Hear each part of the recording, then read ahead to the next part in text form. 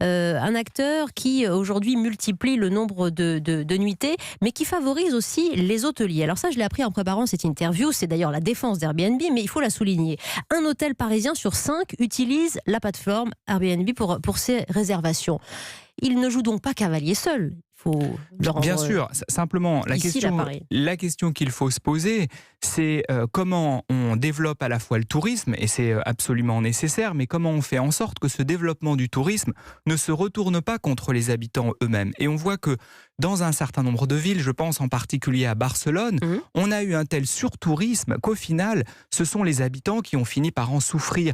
Du tourisme, oui, mais du tourisme maîtrisé, régulé. Et c'est tout ce que nous essayons de faire à la ville de Paris depuis plusieurs années maintenant, réguler Airbnb, permettre à ceux qui veulent louer occasionnellement de mettre un peu de beurre dans les épinards, mais ne pas permettre que des multipropriétaires s'accaparent des logements pour les transformer en hôtels clandestins. Donc il faut trouver le bon curseur. Et là où vous dénoncez un petit peu la politique du gouvernement, c'est qu'ils auraient pu agir. Les députés macronistes, il y a quelques jours, ont choisi de ne pas toucher au seuil de 120 nuitées maximum par an qu'on peut déléguer à Airbnb, à cette plateforme. Effectivement, aujourd'hui, on a le droit de louer son logement jusqu'à 120 jours par an. 120 jours, c'est 4 mois par an. C'est quand même considérable. Et dans la plupart des grandes villes du monde, même à Barcelone maintenant, à Madrid, à Londres, à New York, on a des durées qui sont beaucoup moins longues. D'ailleurs, je connais assez peu de gens qui partent 4 mois par an en vacances et qui ont la possibilité de louer leur logement. Donc, nous avons cherché, nous, la mairie de Paris, à obtenir du législateur un abaissement de cette durée, et je regrette que le gouvernement ne nous ait pas permis de le faire. Je pense franchement que sur des questions comme celle-là, ce serait plutôt aux élus locaux de choisir. Après tout, nous, on est confrontés tous les jours à des habitants qui souffrent des nuisances liées à Airbnb, et on devrait avoir le droit, on devrait avoir la possibilité de réduire un peu ce nombre de nuitées, pourquoi pas à 60 jours. Vous n'avez pas la main aujourd'hui, très clairement, sur les règles et sur l'encadrement de ces plateformes ? Effectivement, nous n'avons pas la main, et j'aimerais que le gouvernement nous écoute, j'aimerais que le gouvernement nous entende et nous permette de nous donner tout simplement la main sur un sujet comme celui-là. Les hôteliers défendent de leur côté un savoir-faire, la fameuse hospitalité à la française, mais le CIO a-t-il raison aussi de miser sur des acteurs porteurs et importants pour l'économie, pour satisfaire finalement tous les acteurs d'un système ? Mais ce qui pose problème dans la décision du CIO... L'important, c'est de participer. Ce qui pose problème dans la décision du CIO, c'est que le CIO valorise énormément par ce partenariat une entreprise qui non seulement a des conséquences négatives sur Paris, mais surtout ne respecte pas la loi.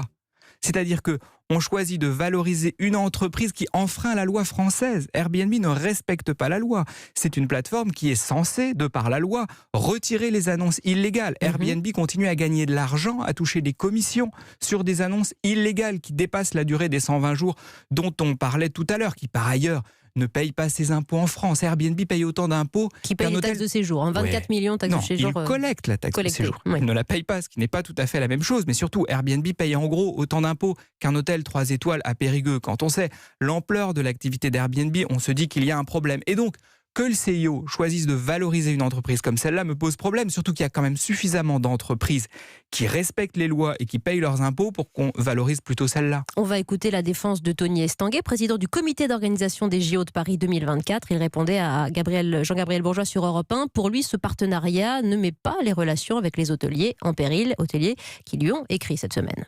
Notre volonté, c'est de valoriser les hôtels français, et ce sont des entreprises françaises, et on veut vraiment quelque part qu'elles puissent bénéficier des opportunités de Paris 2024. Et donc ces 42 000 chambres, elles ne sont pas du tout aujourd'hui mises en danger par le partenariat du CIO avec Airbnb.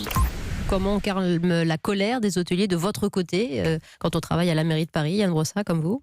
Tout simplement en continuant à mener le combat pour mieux réguler Airbnb.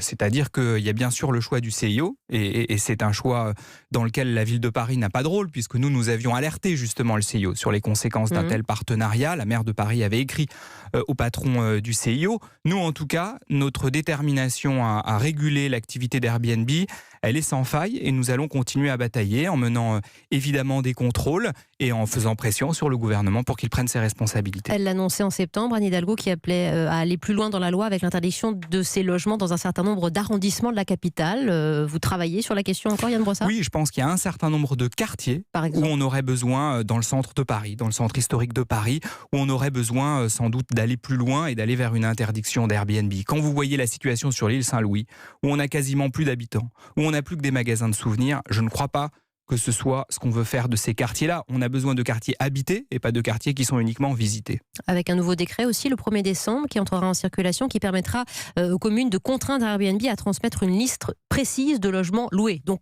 on a le sentiment quand même que l'étau se resserre. L'étau se resserre et heureusement, un peu plus de transparence, c'est bien. Mais je pense surtout qu'on a vraiment besoin aujourd'hui de donner aux collectivités locales, aux villes, au plus près des habitants, les moyens de réguler ce phénomène. Moi, je suis favorable à un référendum d'ailleurs à Paris, une consultation des habitants sur cette question, pour que ce soit les habitants eux-mêmes qui tranchent cette question, qui disent s'il faut abaisser le nombre de jours, s'il faut interdire dans un certain nombre de quartiers. Après tout, c'est peut-être aux habitants qu'il revient de trancher ces questions. D'être acteur avec les communes et la mairie de Paris que vous représentez en charge du logement. Yann Brossard, merci pour vos mots ce soir sur Europe 1.